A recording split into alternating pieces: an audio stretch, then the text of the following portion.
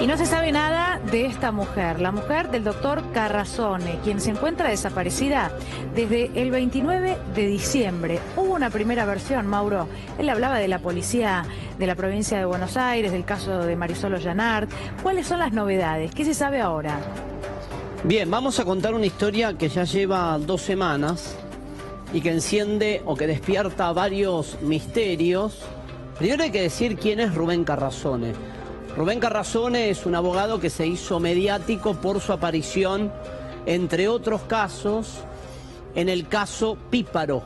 Fue el abogado que defendió a quien se sospechaba como el tirador, un pibe de nombre Carlos Burgos, que terminó absuelto. Esa fue su aparición mediática de Carrasone. Pone la foto de Carrasone si querés, Mariano, así mostramos al abogado, porque tal vez hablamos de personajes que no se conocen. Este es el personaje en cuestión, ha venido al canal infinidad de veces a hablar, entre otros, del caso Píparo y también, como decís vos, Daniela, del caso de Marisol Ollanart, asesinada en Saladillo. Él defiende en esa causa a la única persona que estuvo imputada, un joven de apellido Bianchi.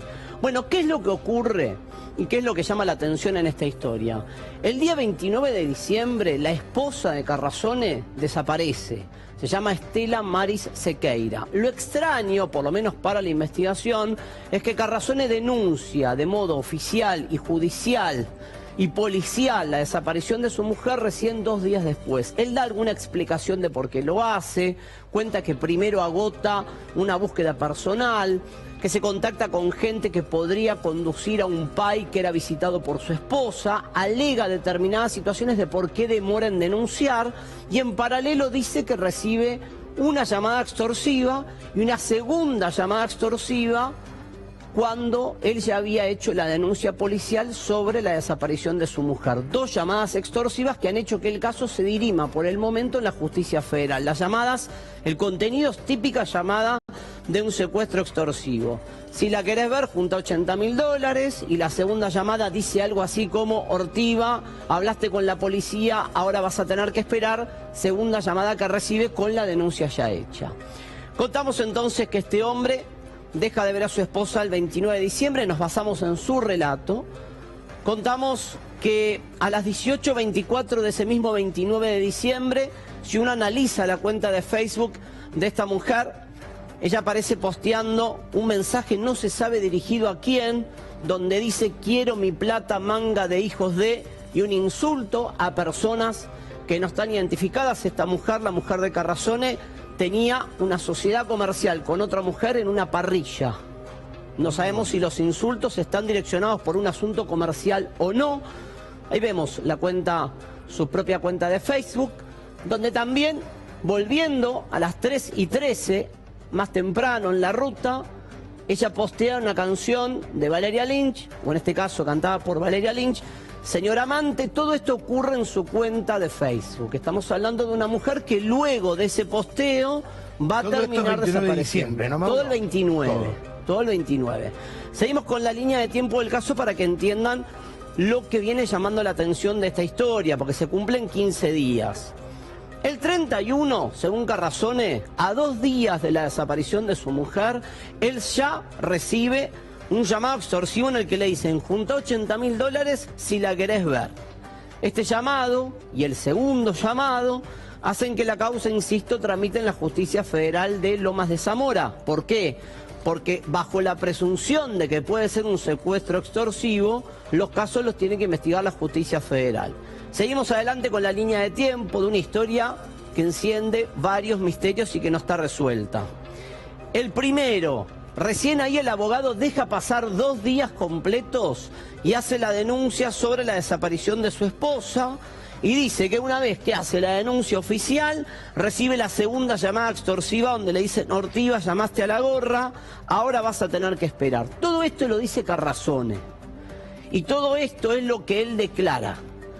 Después están las dudas que tienen los investigadores y las sospechas que tienen los investigadores sobre si este relato es creíble o no. ¿Quién es la mujer que está siendo buscada hace 14 días? Estela Maris Sequeira, 62 años. Tenía una parrilla en sociedad con otra mujer en la localidad bonaerense de Lobos. vivía con el abogado Rubén Carrazone en una casa de Lombú, el 700, en el barrio Trébol de Ezeiza. En un rato vamos a ver imágenes de la casa, porque es el último lugar donde estuvo la mujer, si uno toma como válida la denuncia de Carrazone, el último lugar donde la mujer estuvo con vida es esta casa que vamos a ver ahora en el barrio El Trébol, en Ezeiza. Este es el escenario donde se la vio por última vez, según el relato de Carrazone. Vamos a contar qué dijo él sobre aquel día 29, a qué hora vio a su mujer, con quién se quedó la mujer una vez que él se fue a un taller mecánico y a qué hora dice que no la vio nunca más. Este es el escenario donde ocurre lo que en principio Carrazone denuncia como un secuestro extorsivo. Pregunta válida para hacer: si fue un secuestro extorsivo y se la llevaron de la propia casa, la mujer de Carrazone, nadie vio nada, ningún testigo del barrio vio un auto llegando con delincuentes capturando a una mujer y sacándola de una propiedad. Pregunta válida para hacer. ¿Quién es quién? Rubén Carrazone, hoy hasta ahora denunciante en la causa. No lo aceptaron como particular damnificado, no es un dato menos. El juez Santamarina, el juez federal, dijo: yo a usted no lo quiero aceptar como particular damnificado. Porque sospecha. No se lo dice tajantemente, le dice: yo no lo acepto como particular damnificado. Usted en todo caso es denunciante de la desaparición de su mujer, pero no le dejo ver prueba. El pero no le dejo ver prueba. ¿A quién defendió? ¿Por qué se hizo conocido Carrazone? Porque defendió a un acusado de apellido Bianchi por el crimen de Marisol Ollanarte en Saladillo, caso que tiene bajo investigación a policías de la bonaerense, bajo sospecha de haber realizado tareas de encubrimiento para favorecer la impunidad del caso. Ahí tuvo Carrazone una participación activa, defendiendo al único acusado. ¿Cómo es la relación matrimonial? La mujer desaparecida tiene una hija, no con Carrazone, y Carrazone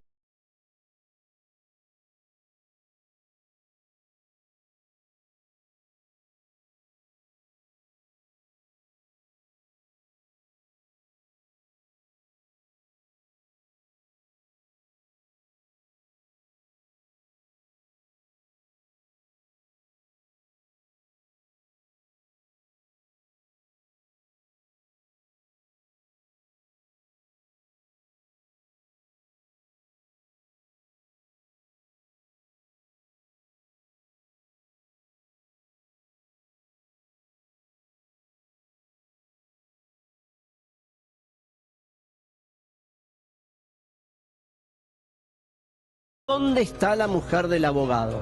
Mauro. ¿Fue víctima de un secuestro? ¿La trama del secuestro es una trama falaz? ¿Fue víctima de un delito adentro de su casa? ¿El abogado está comprometido con esta historia o es como él se presenta una víctima de todo esto?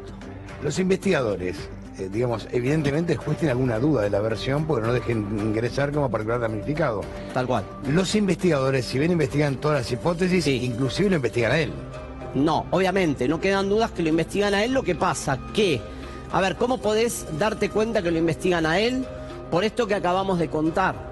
No lo aceptaron como particular damnificado, él apeló ante la Cámara de Apelaciones de Loma de Zamora y no le dejan ver prueba, él no tiene participación activa dentro del expediente. Le dicen: vos hiciste la denuncia y vos dijiste que recibiste 2 llamadas extorsivas. Un dato que me olvidaba, Antonio, Dani: por las llamadas extorsivas hay un detenido, un tal Miguel Franco, que a la vez es amigo personal de Carrazone. Es extraño que quien hizo las llamadas extorsivas o está sospechado de hacerlas sea un amigo de Carrazone, a la vez un amigo que tenía causas penales y que Carrazone había representado en alguna oportunidad. Todo esto ocurre dentro del mismo expediente. Porque además, Mauro, no es a donde señaló Carrazone, sino que, como bien vos decías, y por eso mencionabas el caso de los policías bonaerenses involucrados en la desaparición de Marisol Ollanarte en Saladillo, aparentemente Carrazone lo vincula con esto, ¿no? Claro, Carrazone dice: una venganza por parte de los policías. Tal cual, Carrazone dice: yo no tengo nada que ver con la desaparición de mi mujer, soy una víctima más, esto es un vuelto que me factura la bonaerense porque yo denuncio a la bonaerense por irregularidades en el caso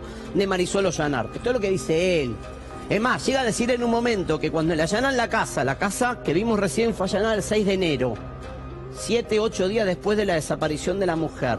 Y él dice: oh casualidad, de ese allanamiento se llevaron una bermuda y una remera mía.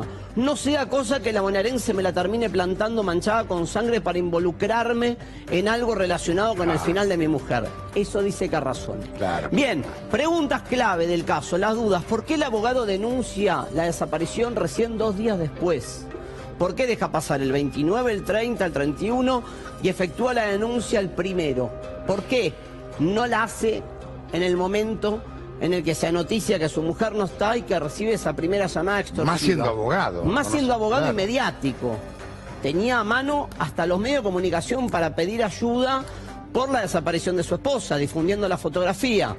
Él podría alegar, no lo hice público porque era un secuestro extorsivo, pero judicialmente lo tendría que haber denunciado. Él prefirió, como dicen en la jerga, caminar por su cuenta, dice él, a ver dónde podía estar su esposa. ¿Por qué la hija de la mujer le apunta a Carrasone? En realidad no es que le apunta, en realidad cuenta episodios objetivos, dice ella, de cómo era la relación de su madre con el abogado. Y plantea que era una relación conflictiva, donde, según la hija de la mujer desaparecida, Carrasone en alguna oportunidad le había pegado incluso a esta mujer, Estela Marisequeira, pero no hizo denuncia. Es la declaración de la hija de la mujer desaparecida, no que ella denunció a Carrasone penalmente. Seguimos adelante. Porque el detenido por las llamadas extorsivas es justo la persona a la que el abogado le pidió ayuda. ¿Por qué? Este es el otro dato curioso. Ni bien desaparece la mujer, Carrasone, ¿con quién se contacta para que le dé una mano para ubicar al PAI al que recurría sistemáticamente la mujer desaparecida? Con este tal Miguel Franco, que es quien termina luego preso por las llamadas extorsivas. Iba a haber un PAI. Sí. La mujer iba a ver un PAI. Tenía como método, según dice Carrasone, ir a ver un PAI que le ayudaba, entre otras cosas, con un tratamiento para adelgazar. Entonces, Carrasone, cuando desaparece su mujer, lo llama a su amigo Miguel Franco, a quien alguna vez defendió por causas de robo y extorsión, y le dice: che, vos que conocés todo el mundillo del AMPA, ¿me das una mano para llegar al PAI tal al que mi mujer solía frecuentar? Esto lo declara Carrasone. Pero es justamente la persona que después termina en cana por los llamados extorsivos. Hay que ver si es la persona, si se lo pueden probar, o ahí la justicia está equivocada de personaje en cuanto a quién hizo las llamadas extorsivas. Y la última pregunta, solo a modo de análisis o de entrada en el caso, es de quién es el auto que dejó marcas en la puerta de la casa del barrio El Trébol en Ezeiza. Este es un dato. Carrasone es fanático de los autos. Y las imágenes que vimos revelan que tiene entre 7 y 10 coches adentro de su propiedad en Ezeiza. ¿Qué llama la atención de los investigadores? Que en la puerta de la casa aparecieron manchas de aceite de un auto que no es compatible con ninguno de los coches propiedad de Carrasone, y que hay marcas de un coche que tampoco es compatible con ninguno de los autos de Carrasone. Ese auto que fue detectado en la puerta de la casa del abogado, es el auto que se usó para cometer un delito contra la mujer. Bueno, en instantes, aquí en C5N vamos a repasar todas las pistas de este caso, que lleva 2 semanas, y el mismo misterio, que es ¿dónde está la mujer del abogado Carrasone? Gracias, Mauro.